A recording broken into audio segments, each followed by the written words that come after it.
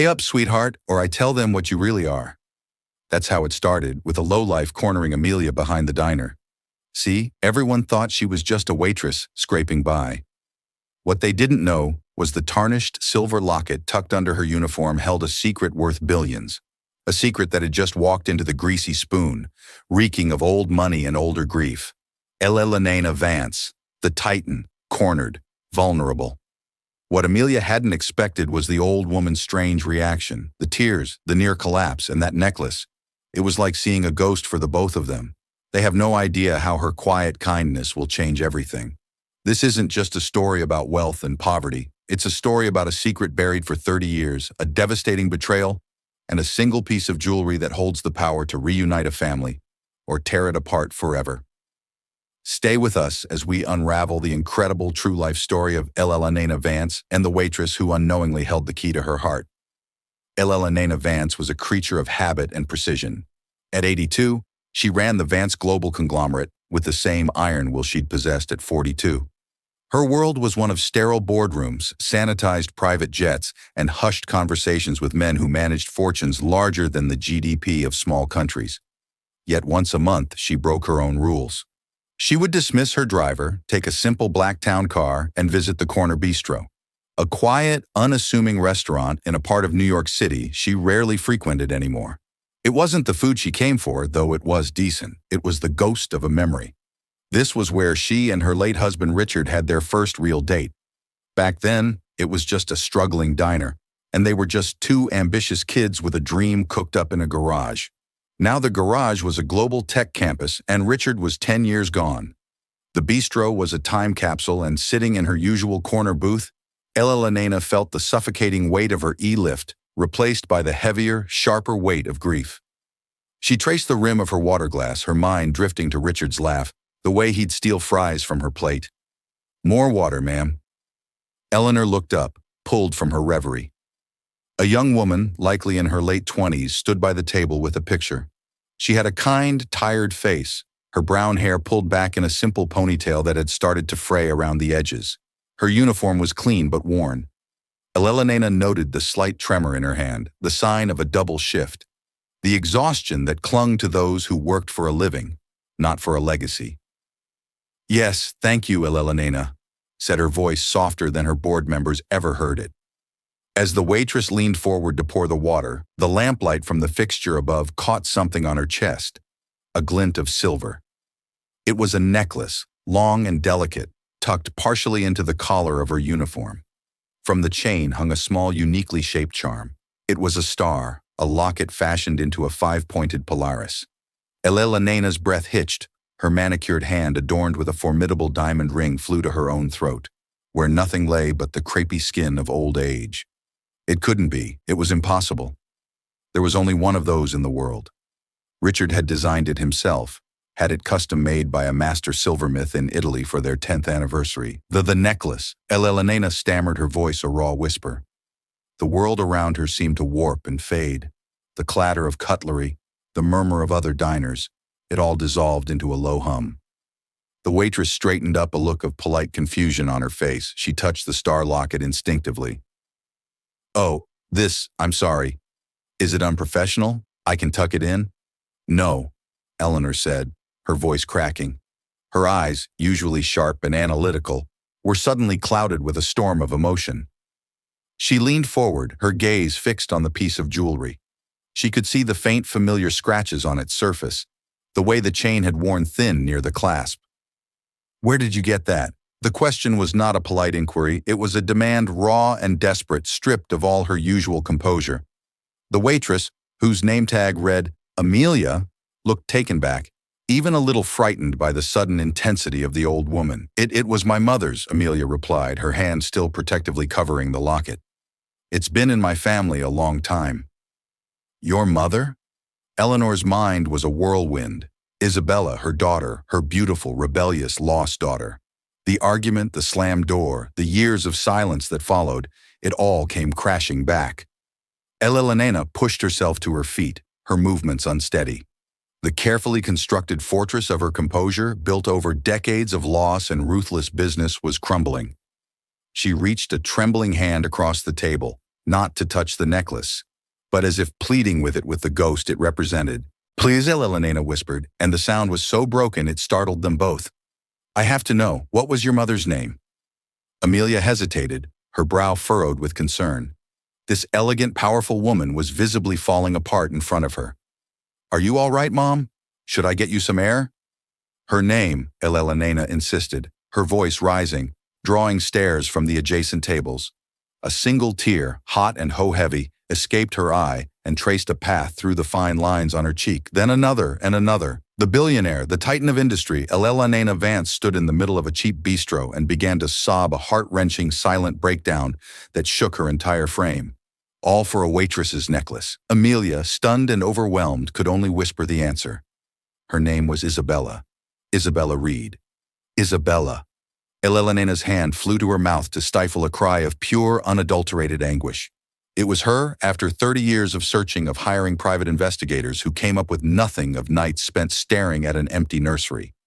Here was the answer. In a bistro around the neck of a tired waitress, her granddaughter. The ride to Elena's estate was a blur of silence and disbelief. Amelia, who had called her friend to cover the rest of her shift, sat awkwardly in the plush leather seat of the Rolls-Royce Phantom, a vehicle more luxurious than any apartment she had ever lived in. Beside her, Eleanor Vance was a study in contained grief, her eyes red-rimmed but dry, now staring out at the city lights as if seeing them for the first time. They pulled through imposing iron gates and up a long winding driveway to a sprawling stone mansion that looked more like a museum than a home. A uniformed butler, a man named Charles, who had served the Vance family for 40 years, opened the door.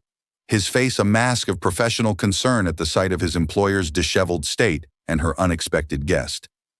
"Mrs. Vance, is everything all right?" he asked, his voice a low, respectful baritone. "Everything has changed, Charles," Elena said, her voice heavy with meaning. "Please bring tea to the library for 2.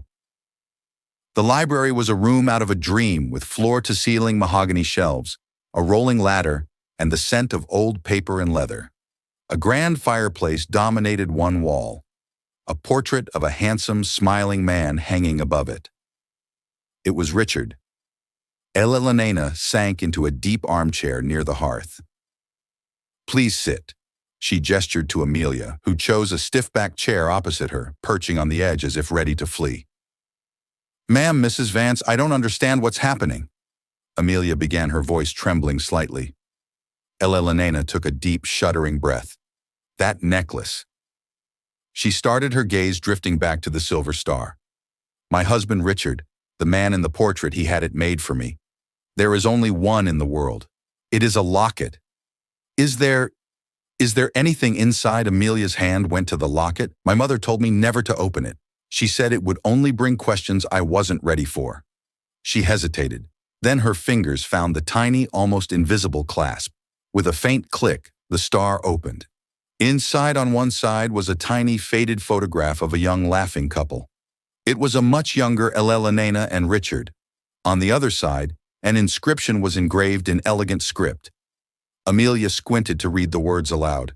"To my Polaris forever, my guide, RV." Her eyes widened as she looked from the picture to the woman in front of her, the connection finally impossibly clicking into place. Tears welled in Elena's eyes again. Polaris, the North Star. He always said I was his guide, the fixed point in his universe. She paused, gathering her strength. 31 years ago, I gave that locket to my only daughter, Isabella. She began to tell the story, her voice low and filled with a pain that time had not dulled. Isabella was her world, a vibrant, artistic, free-spirited girl who was the light of her and Richard's life. But as she grew older, she clashed with the rigid high society world Elena was grooming her for. Then she fell in love. His name was Daniel Reed.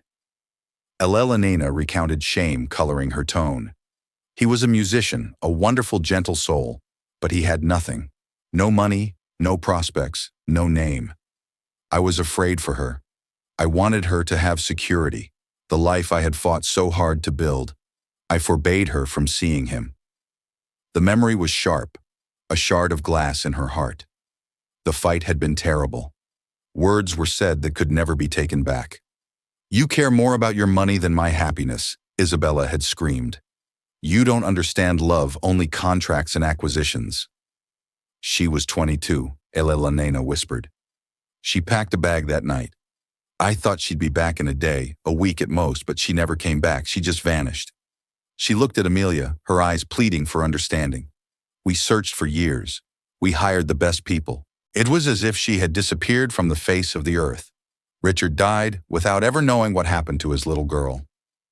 Amelia listened, her own history being rewritten with every word. Her mother, Isabella Reed, had raised her alone. She had been a loving but melancholic woman who worked as a freelance artist, always struggling to make ends meet. She spoke little of the past, and never of Amelia's father or her own family. She'd always said they had died in an accident. She had passed away from pneumonia 5 years ago, leaving Amelia with little more than a box of old sketches and the silver locket. "My mother," she told me. "My father gave her the locket before he died in a car crash." "Before I was born," Amelia said softly, the lie she had believed her whole life crumbling. She said her parents were gone too. She never wanted to talk about it. "Daniel Reed, did he die in a crash?" Elena asked, her heart pounding. Amelia shook her head slowly. "I don't know. My mother never used his name. I only know it from my birth certificate. She was always so sad. Now I think I understand why she was alone. She cut herself off from you to be with him, and then she lost him too."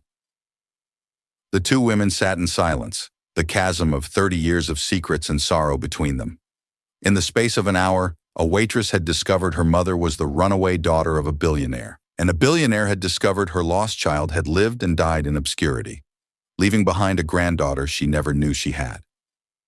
"You have her eyes," Elena said finally, a sad smile touching her lips. "The same fire." She leaned forward. Do you have any children, Amelia?" Amelia's guard, which had been up all evening, finally dropped. A genuine, warm smile transformed her tired face. "Yes, I have a son. His name is Leo. He's 6, a great-grandson." The news was a balm on Elena's wounded soul, a new branch on a family tree she thought had withered. "I want to meet him," Eleanor said, her voice thick with emotion. "Amelia, I want to give you everything, everything that should have been your mother's, everything that is rightfully yours." But before Amelia could even process the offer, the doors to the library swung open. A man in a tailored suit with Elena's sharp features, but none of her warmth, stood in the doorway. Beside him was a woman dripping in diamonds, her expression cold and appraising. It was Julian Vance, Elena's son, and the CEO of Vance Global, and his wife Beatrice. Mother Julian said, his voice clipped and laced with suspicion as he stared at the waitress sitting in his family's library. "Charles said you had a guest. Who is this?" Julian and Beatrice Vance swept into the library like a pair of circling vultures. Julian, the younger of Elena's 2 children, had inherited her ambition, but not her sentimentality. He saw the world in terms of assets and liabilities. Beatrice, his wife, was a creature of society, her value measured in couture and connections. Her smile never reached her eyes, which were constantly scanning for threats to her position. They both stopped short, their gazes falling on Amelia. They saw not a long-lost relative, but an anomaly, a disruption. They saw her worn polyester uniform, her cheap, sensible shoes, and the stunned expression on her face. Their eyes flickered to the tea service, then to Elena's tear-streaked face. "Mother, what's going on?" Julian demanded, his tone suggesting he was managing a corporate crisis, not a family matter. "Who is this woman?" Beatrice glided further into the room, her eyes narrowing as she took in the scene. She noticed the open locket in Amelia's hand. "My goodness, what a commotion!" "You look distressed, Elena. Has this woman upset you?" Her voice was smooth as silk, but laced with venom. Eleanor straightened her back. The formidable matriarch returning, Julian Beatrice. "This is Amelia Reed. She is Isabella's daughter." The statement hung in the air, heavy and explosive. Julian's face went from suspicion to disbelief, then settled into a hard, cynical mask. Beatrice let out a short, incredulous laugh. "Isabella's daughter, mother. You can't be serious," Julian scoffed. Isabella has been gone for 30 years. This is absurd. Is this some kind of joke? It is not a joke, Elena said, her voice dangerously quiet. She is wearing the Polaris locket, the one Richard gave me, and I gave to Isabella. Beatrice stepped closer, peering at the necklace with a dismissive air. A piece of jewelry, Elena, darling, that's hardly proof. Trinkets can be stolen, found copied. This woman is clearly an opportunist. She probably heard some story and cooked up this little performance to get her hands on your money. Amelia, who had been frozen in her chair, found her voice. She stood up, her chin held high, the shock giving way to a spark of indignation. I didn't ask for any of this. I was working. Your mother is the one who silenced, Julian snapped, cutting her off with a wave of his hand as if dismissing a servant. He turned back to Elena. Mother, think about this rationally. You're emotional.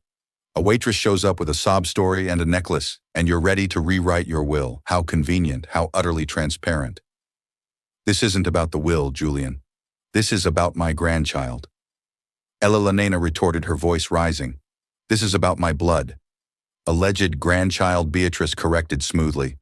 A claim this extraordinary requires extraordinary proof, not just a sentimental piece of silver and a convenient story. The air in the room was thick with tension. It was no longer a space of potential reunion, but a courtroom where Amelia was the one on trial. She felt her cheeks burn with humiliation. These people were looking at her as if she were dirt on their expensive rug. They weren't seeing a person. They were seeing a threat to their inheritance. I don't want your money, Amelia said, her voice clear and steady despite the pounding in her chest. I didn't even know who any of you were an hour ago. All I know is that my mother is dead, and she was this woman's daughter. She looked at Elena, her expression softening. And I think she was very lonely. The genuine emotion in Amelia's voice only seemed to harden Julian's resolve. He saw it as a weakness to be exploited, a tactic in a larger game. How touching, he said with a sneer. A regular rags to riches fairy tale. Well, in the real world, we don't rely on fairy tales. We rely on facts, on evidence. He looked from Amelia to his mother, his eyes cold and calculating. There's only one way to settle this. A DNA test. Beatrice nodded in vigorous agreement. Precisely. A clinical, scientific, undeniable DNA test. We'll have our family lawyers arrange everything. We'll use the most reputable lab, no room for error or fraud. The word fraud was directed at Amelia like a poisoned dart. She flinched. The evening had spiraled from bewildering to terrifying. She had a son, Leo, to protect. The last thing she wanted was to drag him into this toxic world of wealth and suspicion. Elena looked at Amelia, her expression a mixture of apology and determination. They are right, Amelia, not because I doubt you in my heart. I know who you are, but to silence everyone else.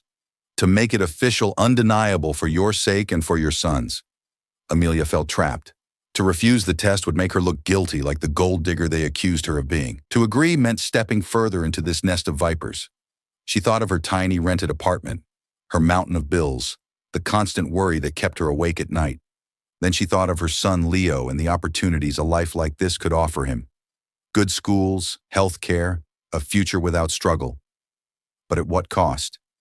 Taking a deep breath, she met Julian's icy stare. Fine, she said, her voice firm. Do it. Do the test. You'll see. I'm not lying. Julian gave a curt, satisfied nod. Excellent. Our lawyer, Mr. Abernathy, will be in touch to collect your sample tomorrow. He then turned to his mother. Until we have the results, I forbid you from giving this woman a single dollar. For all we know, this is an elaborate scam, and she could disappear the moment she gets paid. She will be staying here in this house. As my guest, Elena declared, her authority ringing through the room. A look of fury flashed across Julian's face before he masked it. As you wish, mother, but don't say we didn't warn you. With a final, withering look at Amelia, Julian and Beatrice turned and left the library, their victory hanging in the air. The warmth that had briefly filled the room was gone, replaced by the chilling reality of what lay ahead. Amelia wasn't just discovering a family, she was entering a war. The next few days were a surreal limbo. Amelia and her son Leo moved into a guest suite at the Vance mansion that was larger and more opulent than any home they had ever known. 6-year-old Leo was in heaven, convinced he had moved into a castle. He ran through the manicured gardens, marveled at the indoor swimming pool, and befriended the stern-faced butler Charles, who found himself cracking a smile for the first time in years. For Amelia, however, the mansion felt like a gilded cage. She was a guest, but also a specimen under a microscope. The household staff treated her with a mixture of curiosity and formal distance, clearly taking their cues from Julian and Beatrice, who made their disdain known at every opportunity. Elena, on the other hand, tried her best to bridge the 30-year gap. She showered Leo with affection and gifts he was too young to understand the value of. She spent hours with Amelia, showing her old photo albums, sharing stories of Isabella's childhood, trying to piece together the life her daughter had lived. For the first time in a decade, a genuine light returned to Elena's eyes. She was rediscovering a part of herself she thought was dead and buried. "Your mother loved to paint," Elena said one afternoon, her gloved finger tracing over a photograph of a teenage Isabella with paint smudged on her cheek. She could find beauty anywhere, in a wilting flower, a crack in the pavement. Her voice trailed off, filled with regret. "I tried to push her towards a more practical path. Business, law. I didn't understand that her art was her soul. I smothered the very thing that made her special." Amelia listened, absorbing these new facets of her mother. She saw the pain and guilt that haunted Elena, and her heart went out to the old woman. A fragile bond began to form between them, woven from shared grief and tentative hope. But Julian and Beatrice were not idle. They viewed this budding relationship as a catastrophic threat to their dominion. Their inheritance, their status, their power. It was all at risk. "She's manipulating her." "You see it, don't you?" Beatrice hissed at Julian one evening in their own wing of the mansion, playing the part of the meek, grateful orphan. "And your mother, adulterated by grief and age, is falling for it, hook, line, and sinker." "The DNA results will take another week," Julian said, pacing his study. "We can't just wait. We need to discredit her. We need leverage. Something to prove she's not the saint she appears to be." Beatrix's eyes gleamed with a cruel intelligence. "Everyone has secrets, darling, especially people who have had to struggle. They get desperate. They make mistakes." She picked up her phone. "I know a man, a private investigator, Robert Sterling. He's discreet and he's very, very good at finding dirt. Let's see what skeletons this little waitress has in her closet." Robert Sterling was a man who operated in the city's shadows. Within 2 days, he began digging into Amelia Reed's life.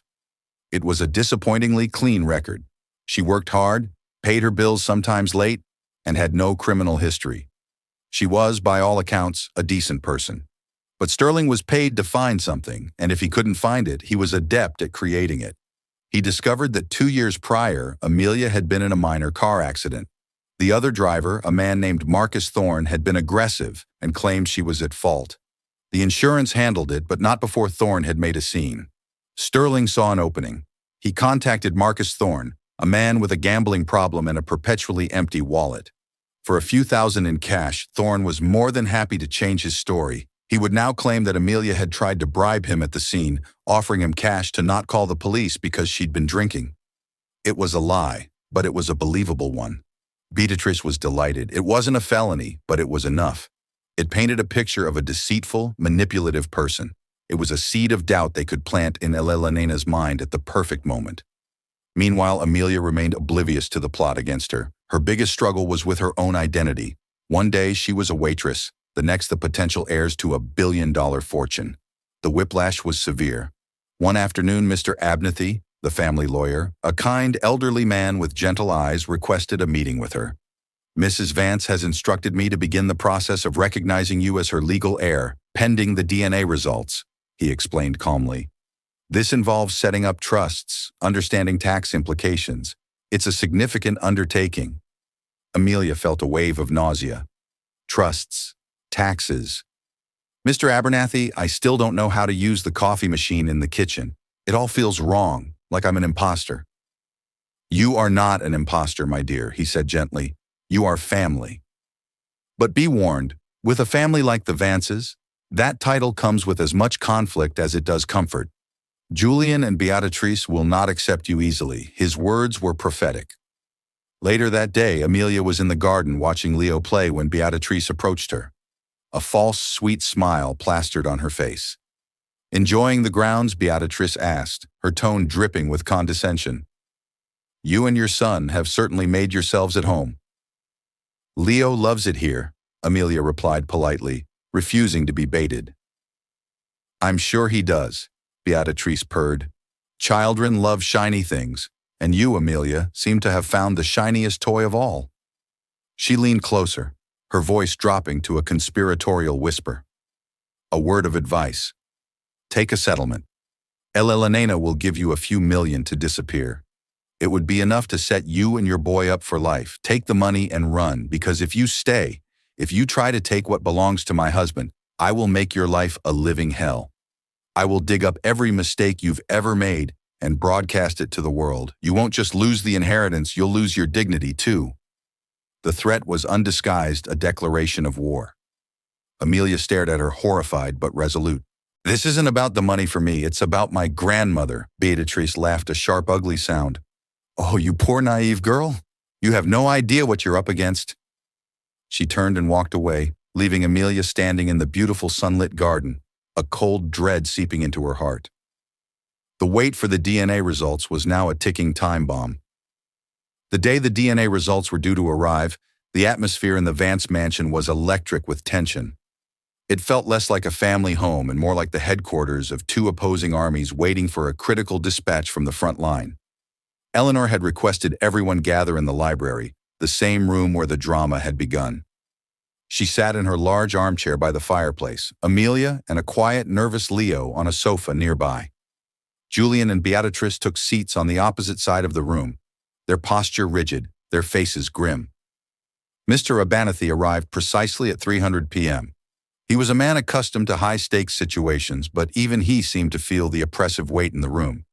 He carried a single-sealed manila envelope. "Good afternoon," he said, his voice a calm anchor in the stormy silence. "I have the results from the lab." All eyes locked on the envelope. It contained more than just a scientific finding. It held the future of the Vance dynasty. Julian leaned forward, his knuckles white as he gripped the arms of his chair.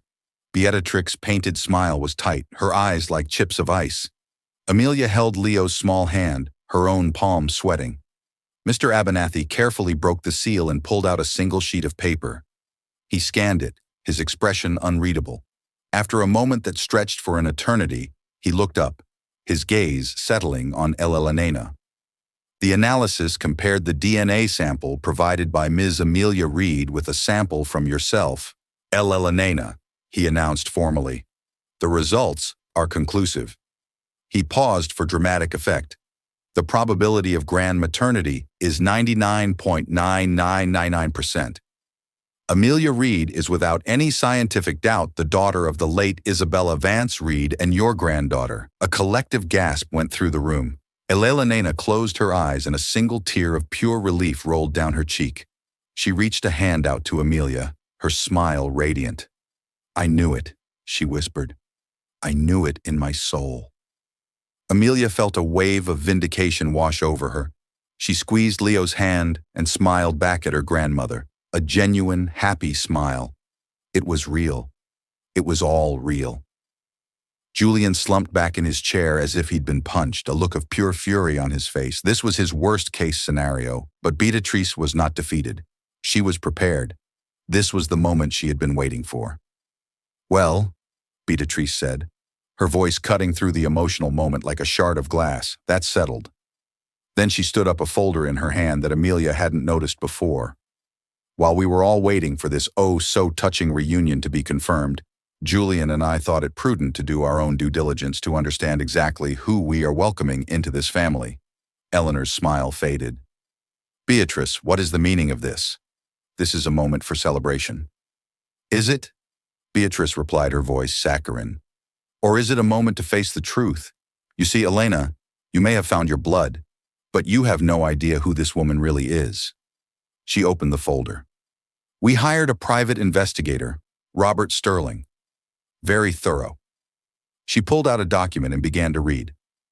"Let's see. Amelia Reed, a string of low-paying jobs, constantly behind on rent. But this is the interesting part. 2 years ago, on May 14th, A traffic accident on a Brooklyn street. The other driver, a Mr. Marcus Thorne. Amelia's blood ran cold. She remembered the incident, the belligerent man who had yelled at her. According to Mr. Thorne's sworn affidavit, Beatrice continued, her eyes gleaming with triumph. Ms. Reed was erratic and smelled of alcohol.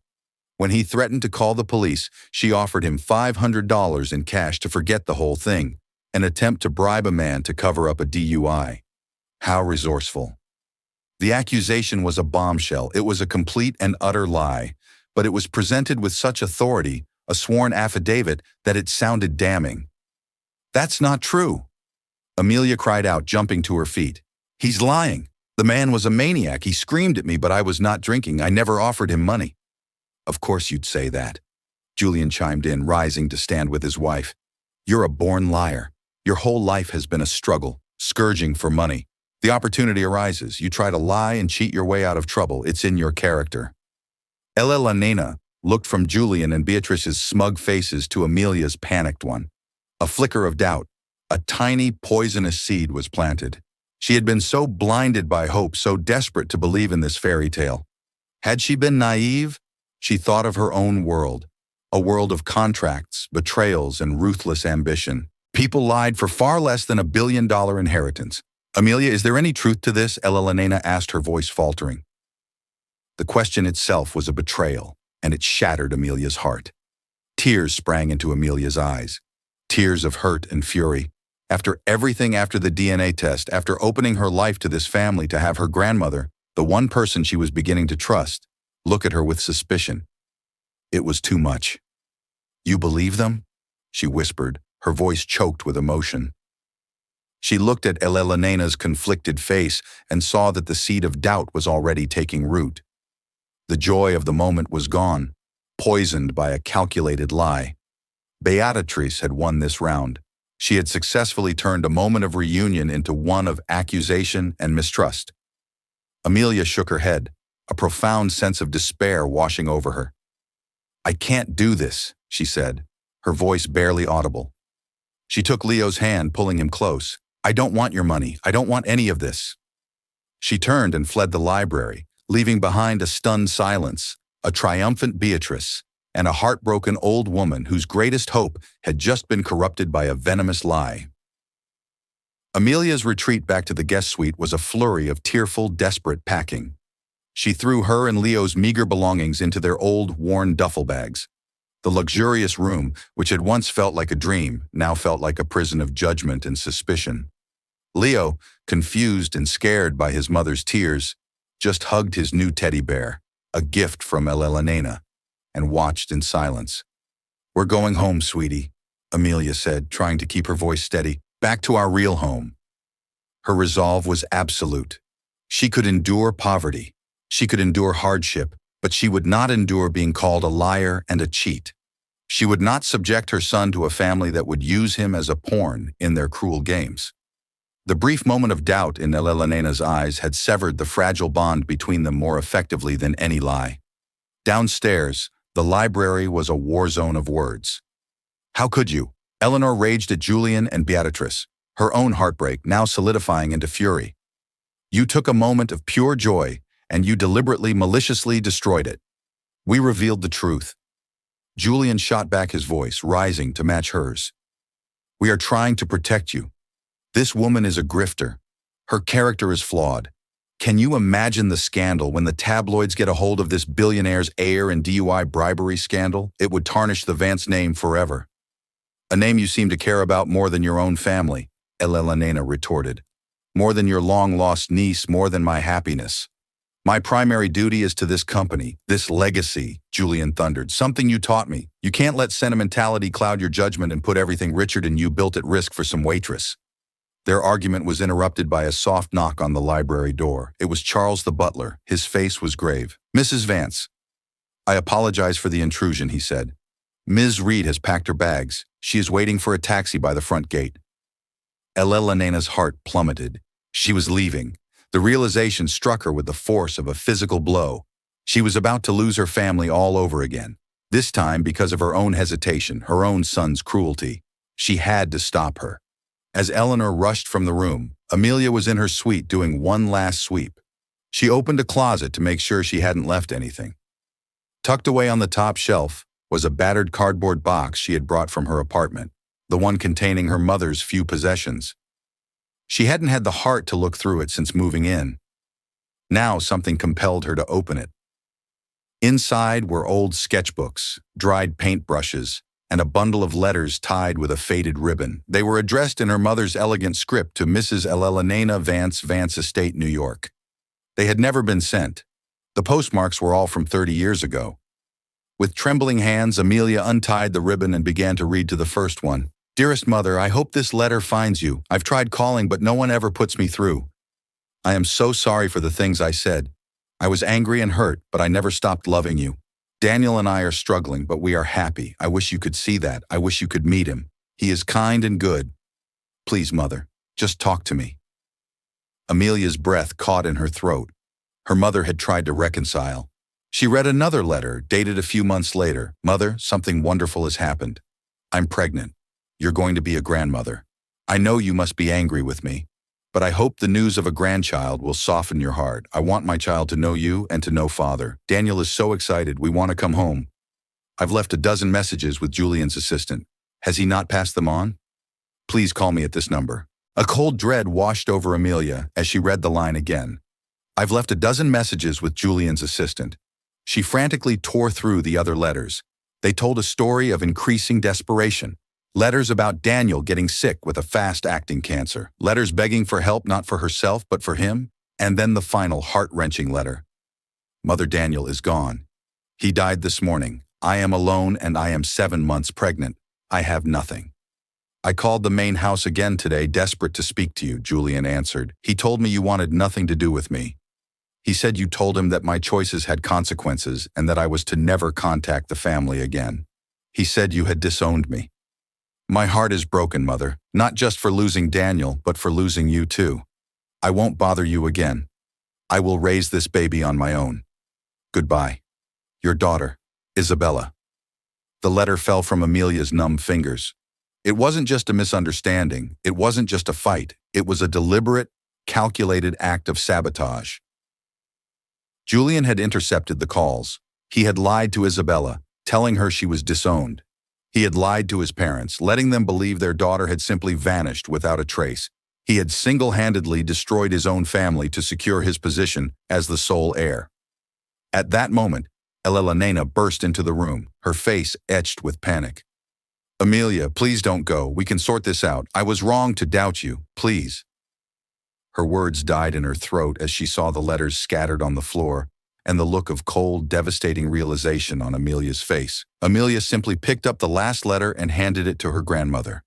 Eleanor's hands shook as she read her dead daughter's final words. She read about the calls about the pregnancy, about Daniel's death. But it was the part about Julian that made her world collapse. The lie. The cruel, unforgivable lie.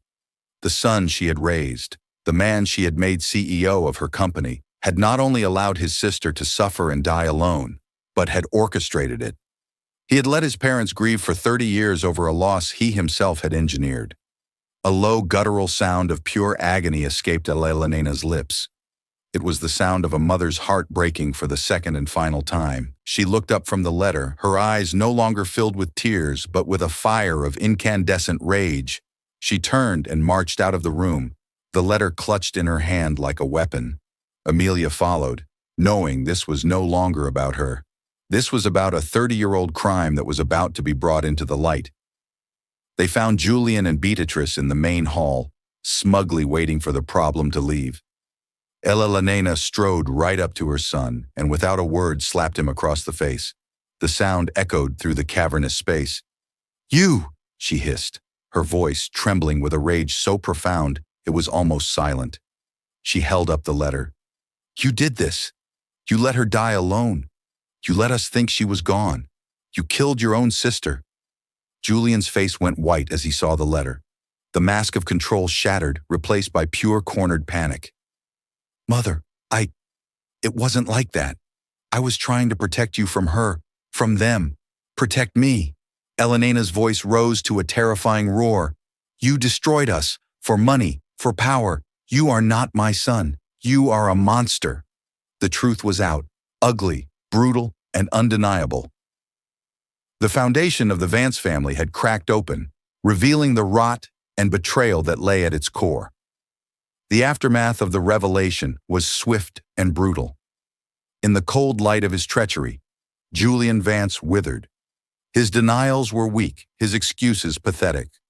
Beatrice, seeing her entire world of wealth and status evaporating before her eyes, tried to distance herself, claiming she knew nothing of Julian's decades-old secret. But Elena was finished with them both. "Get out," Eleanor commanded, her voice devoid of all emotion, save for a chilling finality. "Get out of my house. Mr. Abernathy will contact you tomorrow regarding your severance from the company and your disinheritance. You will receive nothing. You are no longer a part of this family."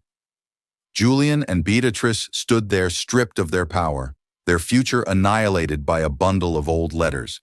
They left the mansion that day with nothing but their expensive clothes and the public disgrace that was sure to follow.